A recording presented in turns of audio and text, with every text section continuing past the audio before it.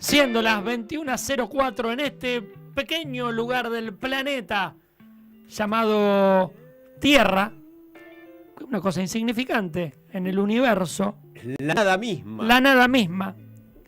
Estamos del otro lado de la línea con el universo literario, aquel poeta que nos lleva a los lugares más maravillosos, esos que hay que desentrañar. Y estamos hablando del gran poeta argentino y te diría sudamericano, el señor Álvaro Urrutia. ¡Hola, Álvaro! Ah, qué vivo después de la presentación. Así se presenta un tipo, ¿cómo no? No puedo decir nada, ya está. Hay un silencio. Hay un silencio. Usted sabe que la tenemos a Mariana en cama, Sí, y una mujer no se reemplaza por otra mujer en este lugar.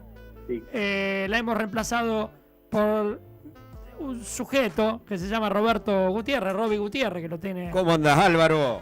¿Cómo va, querido? ¿Todo Bien, maestro. ¿Cómo anda eso? Bien, bien. Alvarito, Pero estás. sin papa todo, ¿no? Sí, está todo el mundo engripado, ¿viste? Escúchame, ¿estás en Villalonga o estás acá? No, estoy en Villalonga. Estás en Estoy Villalonga. Villalonga, sí. Recién llego a mi casa, relajado.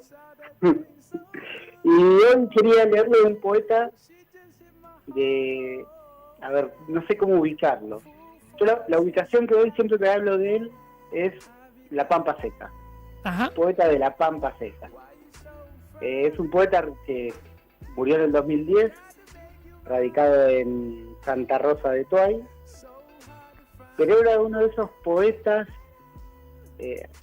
a ver cómo lo trazo, era alguien ligado al folclore Ujú. y uno de esos personajes que recorría bares, esos bares de campo que hay en todos los pueblos, por toda la provincia de La Pampa. Se tomaba un vino, quizás se tomaba hasta 5, 6 o algunos más. Su primera etapa es una etapa vinculada al folclore y a partir del 69 hace un cambio y empieza a hacer una poesía que yo creo que es clave para entender la poesía actual. Una voz casi secreta, no conocida. Bueno, este poeta es Bustrias Ortiz. No sé si lo conocen. No. Falleció en el 2010. Era a ver cómo nombrarlo. Lo voy a nombrar, pero positivamente, para que se entienda positivamente. Era un borrachín de los pueblos, Sí. un lector empedernido. Alguna vez entre una copa de vino me dijo, yo leí todo, pero todo lo leí como literatura. Y empezó a desarrollar una voz poética muy ligada al paisaje, con una condensación de la lengua, con neologismos, que parece que hablan varias lenguas en el poema. Yo cuando digo varias lenguas, o sea, está escrito en español, pero aparece el mapuzungún, que es el idioma de los pueblos mapuches y ranqueles, y también aparecen las voces o las lenguas de los muertos de estos territorios, ya sean los mapuches, las culturas que antecedieron. Piensen que el poblamiento de nuestra zona está 7.000, 8.000 años antes de nuestra era, todo trazado por el paisaje. Y también las voces de las luchas recientes, las luchas anarquistas, los hacheros que hachaban los caldenes para hacer los rieles de la vía, los durmientes. Todas esas voces están condensadas en la segunda etapa de la poesía de Bustrias Ortiz. No sé, o sea, yo le quiero leer algo para que puedan dimensionarlo. Te escuchaba atentamente, Bustriazo Ortiz, y lo que dijiste al principio, pero evidentemente me perdí, es la zona donde vivía. Sí. Él era de Santa Rosa. Ajá, cierto. Pero era una persona que recorría toda La Pampa, también estuvo por Bahía, por Sierra de la Ventana, y sobre todo en los lugares, en los bares de los campos. Ajá. Iba a tomar vino con los parroquianos, en el oeste pampeano, un lugar muy marcado por la mal llamada la conquista del desierto, Claro. y esos habitantes originarios que quedaron ahí, transfigurados con otros nombres, muy ligados al folclore, la guitarra, los fogones, alguna que otra pelea en los bares.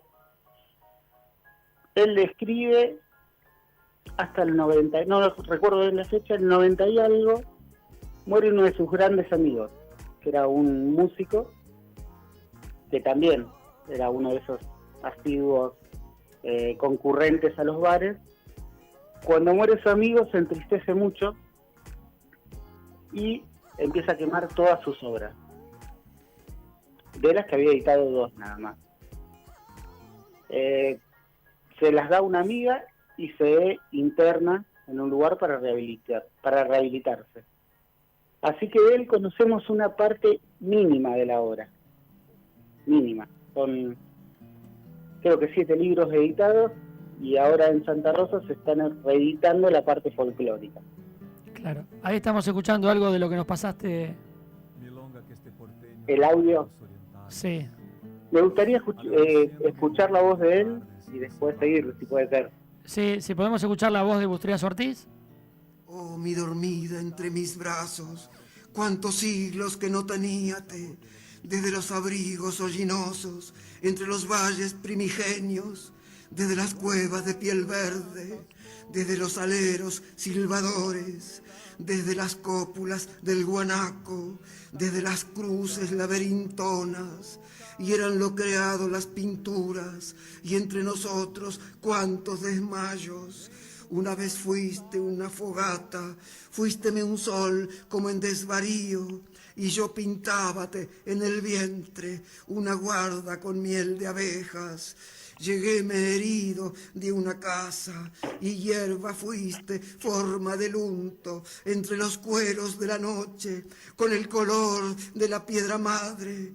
Oh, mi dormida entre mis brazos. Bueno, tremendo, ¿no? La voz de él, una voz poética así, muy... Sí, un decir poético tremendo. Sí, muy, muy potente, ¿no? Muy potente, con un universo indescriptible por momentos. Aparece un guanaco, aparece un alero, La cópula del guanaco. la cópula del guanaco, la miel de las abejas, todo indefinible. No podemos decir mucho. Es una carga simbólica donde la interpretación queda atrás, queda en otro lugar. Sí, Lo que sí. nos queda es el sentimiento de ese universo que nos pone al lado. Es un universo claramente de nuestro territorio, de la pampa húmeda, del Espinal, de este territorio trazado por chañares, alpatacos. No sé qué le pareció, yo se lo súper recomiendo. No, tremendo, tremendo. De este poema hay una historieta muy linda de Red, que estuvo la semana pasada Sí, aquí en Bahía Blanca. Hermoso. Lo escribe todo el poema y pone unas imágenes muy lindas. Y yo se los recomiendo, es uno de mis poetas de cabecera. Me parece que abre un universo que lo tenemos al lado, y después solamente nos queda entrar a ese universo poético y ver qué pasa. También sufrió mucho por la centralidad de Buenos Aires, donde nunca estuvo en el mapa poético de Buenos Aires hasta 2005, 2007, que por el trabajo de Cristian Aliaga y Sergio de Mateo, y una edición que hace Carlos Aldazábal, empieza a darse a conocer al mundo, dejando absortos a todos. ¿Cómo nos perdimos esto? Claro. Minutos antes de morirse, ¿no? Casi. Sí. Y además él, después de esto, un detalle, después de él estar guardado en el loquero, diríamos, él Sí. lo llamaba así, dice que en el neuropsiquiátrico le robaron la musa. Nunca más escribió. ¿Cuánto habrá tenido Sí. que ver la medicación, no? Claro. Sí leía, pero no escribió nunca más. Y además era una persona con un universo místico. Yo las veces que charlé con él, siempre tomando un vino, era alguien, por ejemplo, que tapaba el vino. ¿Lo tapaba? Lo tapaba. Mirá. Y cuando le pregunté decía, para que no se vayan los demonios del vino. No, tremendo. Tremendo. Y cuentan que sus andadas por estos bares, cuando era más joven, siempre estaba con el mismo vaso, un maletín que llevaba poemas, unas hojas en blanco, y el vaso no lo lavaba nunca. Lo llevaba, tomaba, lo vaciaba y lo dejaba porque decía que los espectros había que respetarlos. Y la mayoría de sus poemas los escribía retornando de los bares. Quizás un poco borracho, un poco arrastrando los pies entre la tierra pampeana, y escribía sus poemas. Libros de 20 poemas. El poema que leímos, que escuchamos, es de un libro que se llama Unca Bermeja. Yo creo que ese libro, Unca Bermeja, junto con Elegía de la piedra que canta, no sé qué decir. Alguna vez alguien me contó que Juan Gelman, cuando se encontró con estos poemas, dijo, qué distinto hubiéramos escrito, casi lo escribiéramos, Sí.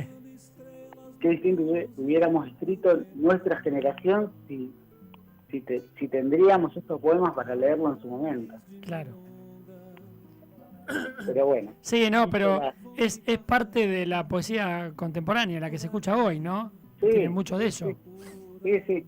Y a su vez tiene un universo folclórico. Claro. Y viene de La Pampa. Visitó Buenos Aires ya de Sí, grande. No le interesó la metrópoli, como podemos decir un término Está claro. un poco viejo. Bueno, Álvaro, como siempre, abriéndonos un poco los ojos y, ¿por qué no, el corazón más que la cabeza? Con estos poetas que, bueno, que no estamos tan acostumbrados a leer y que vos rescatás de ese gran jardín, de esa gran biblioteca que tenés. Bueno, siempre tan maravilloso. Sí, búsquenlo, hay audios en internet y no tiene desperdicio. Bueno, ¿qué te parece si salimos de esta charla con B.B. King, que no tiene nada que ver? Pero Blackbird es así, ¿viste? Es un mundo donde un marciano puede tomarse un vino Con el Martín Fierro. con el Martín Fierro. Álvaro, te mandamos un abrazo, nos vemos el fin de semana. Un abrazo grande.